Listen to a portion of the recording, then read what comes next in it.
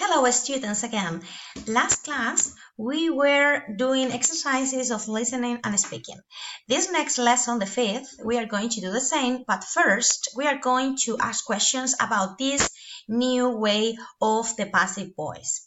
It's called have something done. Okay, imagine that someone does something for you, okay? For example, here we have Obama, who is painting a house. And we can say, I have or I get my house painted by Obama. Who does the action? I don't. I receive it, but Obama does it for me. But I am the subject of the sentence. You will see later. Imagine that you wanted yesterday or 1 month ago a new haircut or a new hairstyle. Okay, we can say with the past simple, I had or I got my haircut.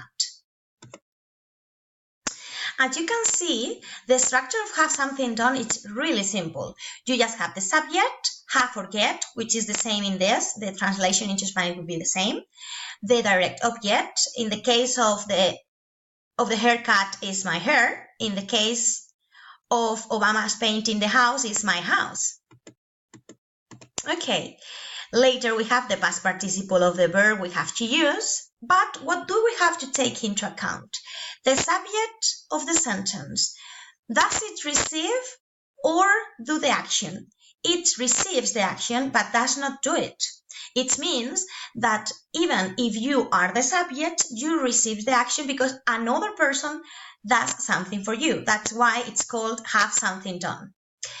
Can we use have or get anyway? Yes, of course, we can use have or get.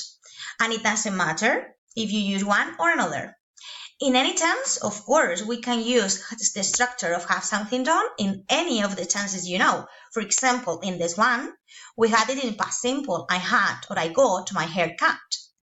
In this one, we have it in present simple. I have or I get my house painted by Obama. Okay, the agent. Remember the agent complement? Was it always required? Not always, only if it's important to say who did the action for you. In the example of the hair, it was not very necessary to say who cut your hair.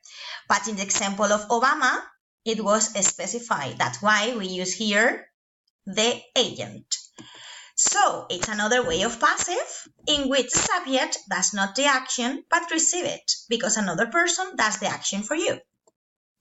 So now is your time to practice. It's very easy to get, and the best way of doing it is to practice with some exercises that you will find in the next table of the testit.com. Okay?